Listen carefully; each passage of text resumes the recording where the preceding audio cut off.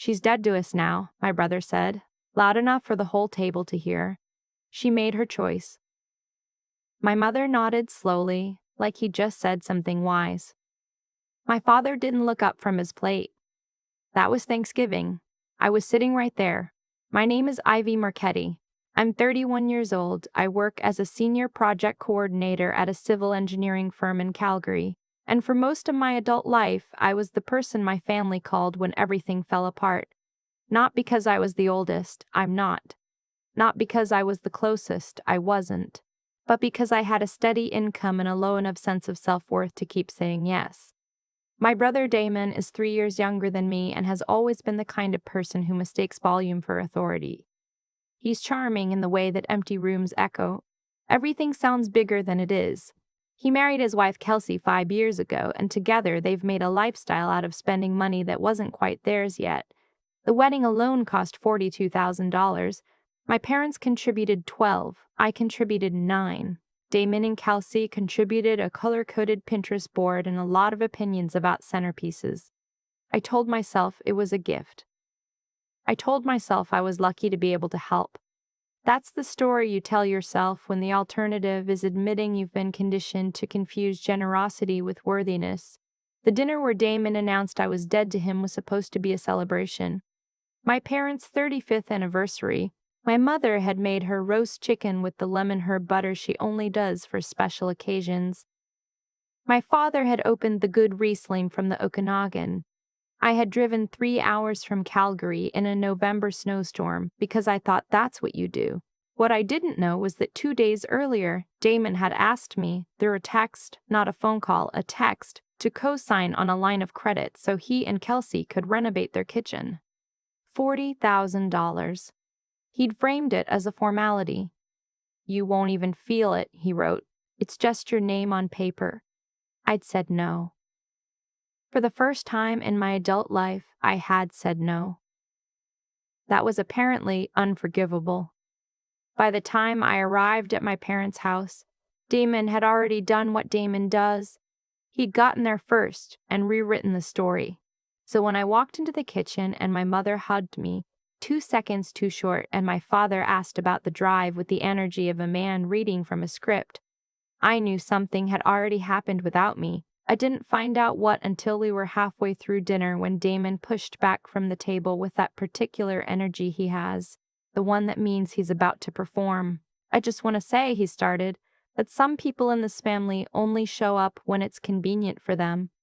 My mother made a soft sound of agreement. "Some people," he continued, looking directly at me now, "forget who was there for them, who built something together.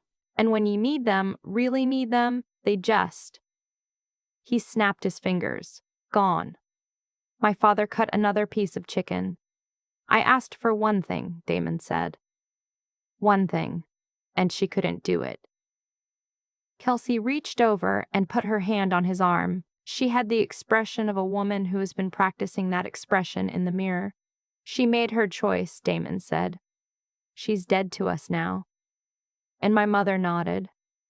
And my father didn't look up. I sat there for a moment with my fork in my hand and I thought, I drove 3 hours in a snowstorm for this. Then I thought something else. Something quieter. Something that felt less like anger and more like a door closing very gently on the other side of a long hallway. "Okay," I thought. "Okay." I set down my fork.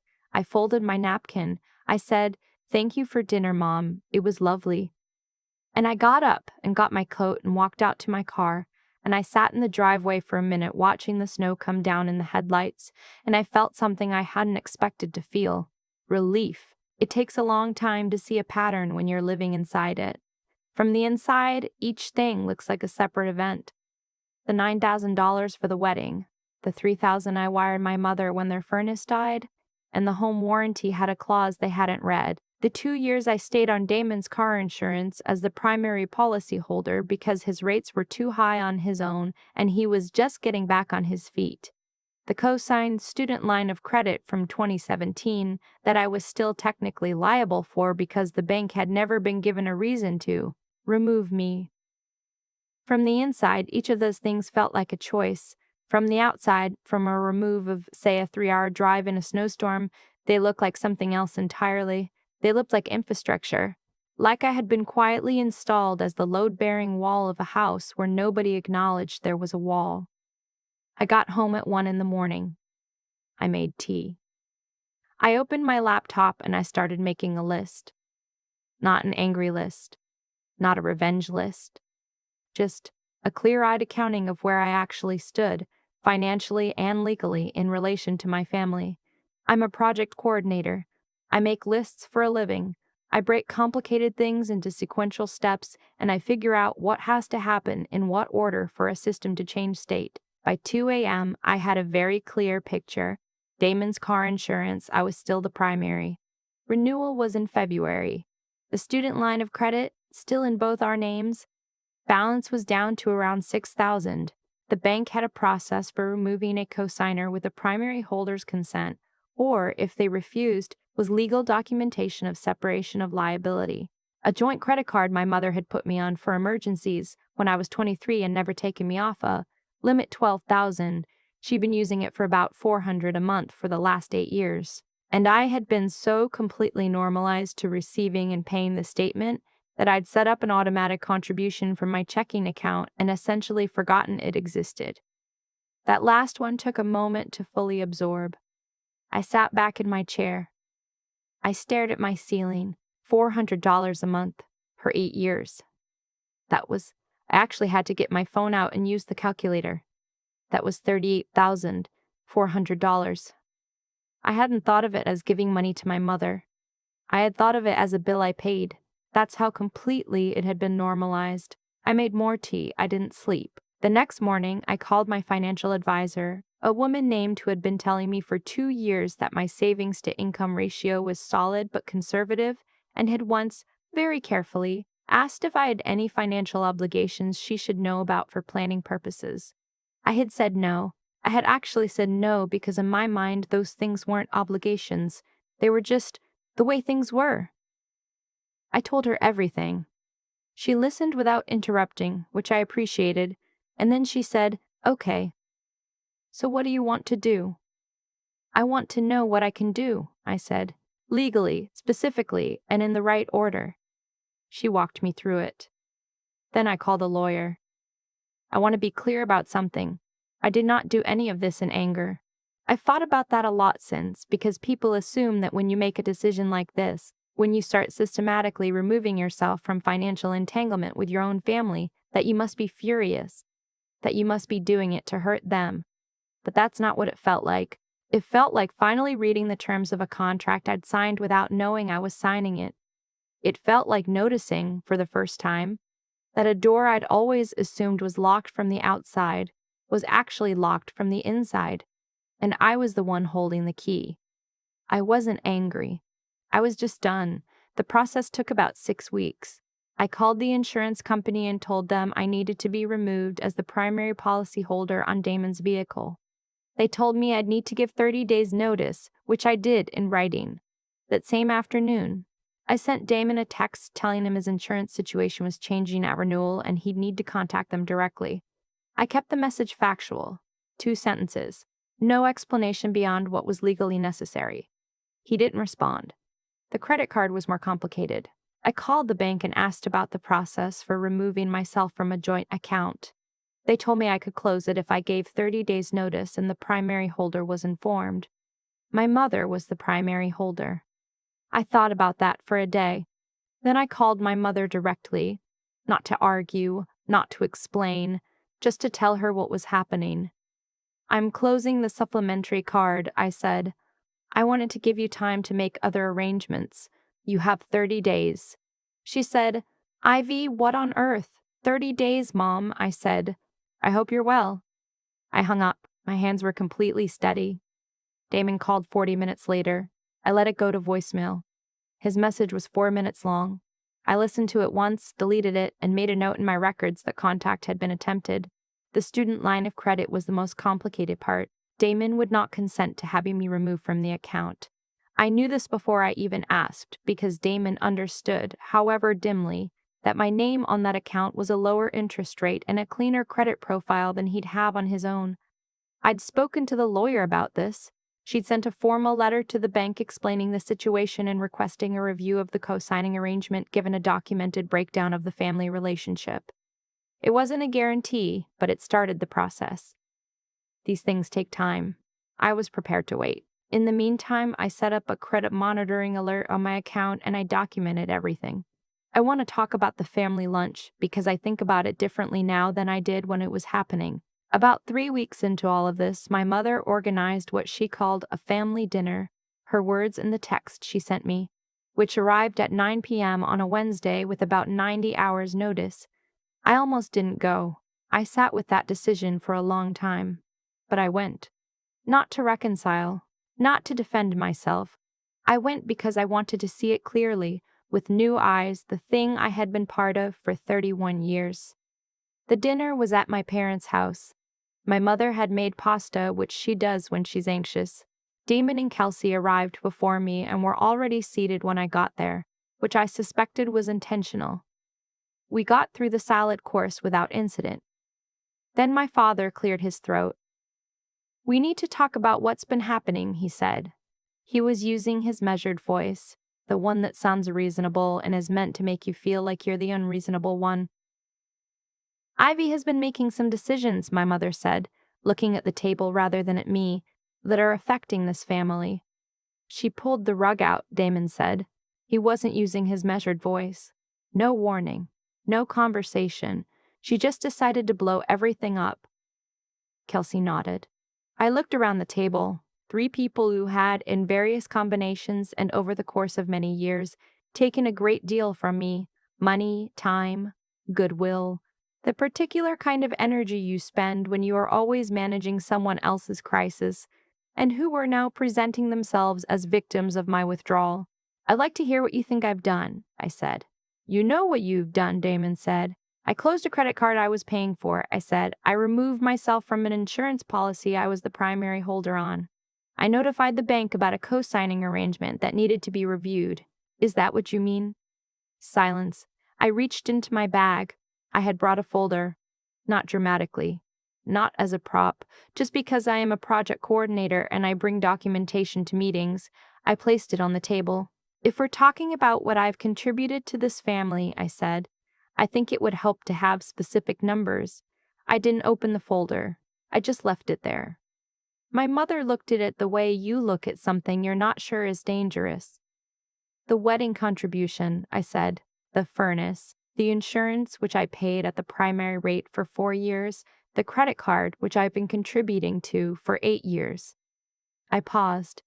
"The emergency transfer in 2019 when Dad's truck needed the transmission replaced, the loan to Damon in 2020 that we agreed would be paid back and hasn't been, the student line of credit that I am still legally attached to."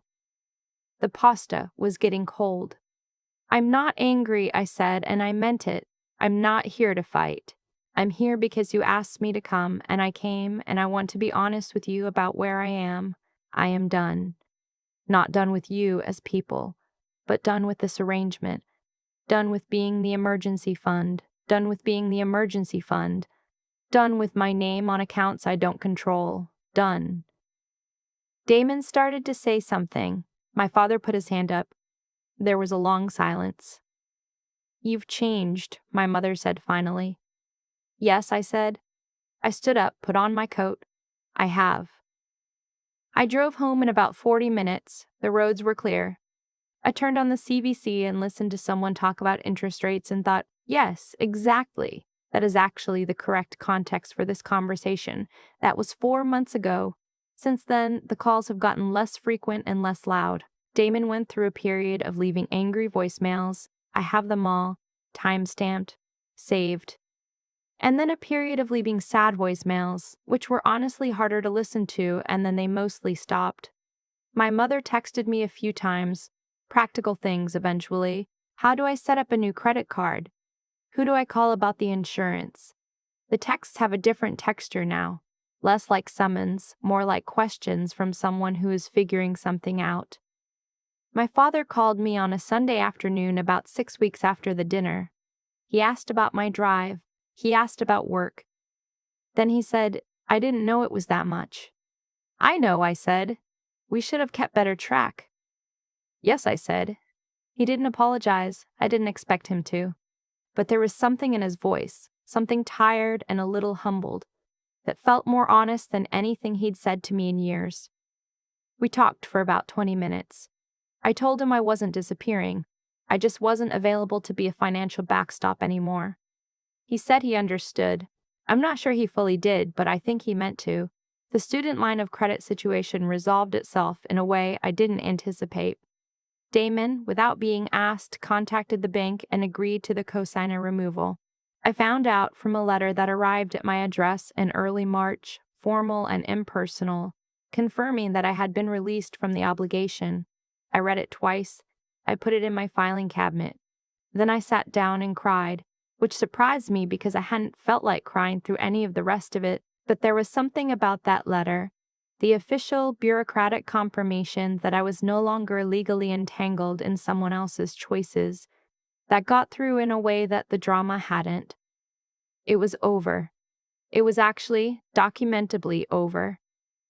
I booked a trip to Portugal the same week. I'd been meaning to go for 6 years and I'd canceled or postponed it 3 times for reasons that, in retrospect, were always someone else's emergency.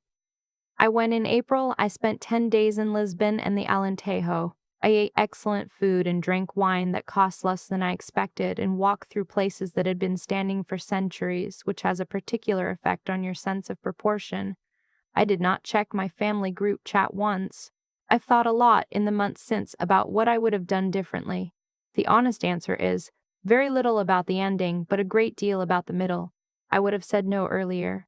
I would have had more conversations that felt awkward in the moment, but would have been, it turns out, far less costly than the alternative. I would have listened to my own financial advisor when she asked, gently, whether I had obligations I wasn't disclosing. I also think about the word useless. What Damon meant when he said I was dead to him was that I had stopped being useful. And I understand now, in my bones, in a way I couldn't have articulated before, that usefulness is not the same thing as love, that a family that values you primarily for your function is not, in the way that matters, a family at all. It's a system. And you can exit a system. I had a coffee with my mother last month. Just the two of us at a place near her house. She's gotten a part-time bookkeeping job, which genuinely surprised me. She seemed steadier, a little older. She asked about Portugal, and I showed her pictures on my phone, and she said the light in one of them was beautiful, which it was. Before I left, she said, "I think we relied on you too much." It was not a full apology, but it was true, and she said it like she knew it was true, which is maybe the most I could have hoped for. I said, "I let you." She looked at me for a moment. Then she nodded. That's probably the most honest conversation we've ever had. I'm not waiting for a resolution that looks like a movie. I'm not waiting for Damon to show up at my door transformed. I'm not waiting for my father to make a speech. Real life doesn't archive itself neatly. People change in increments, or they don't, and you can't make them, and it's not your job to try. What I know is this: my savings account has not been touched by anyone but me in 7 months. My name is on my accounts and no one else's. When I leave work on a Friday, my weekend belongs to me. When my phone rings, I feel something other than dread. I used to think that leaving, extracting myself, drawing lines, saying no, would feel like loss, like I was giving something up. It feels like the opposite. I was never useless. I was the reason the whole thing worked, and they'd been running the engine without telling me who was paying for the fuel. I know now. And I'm keeping the tank for myself.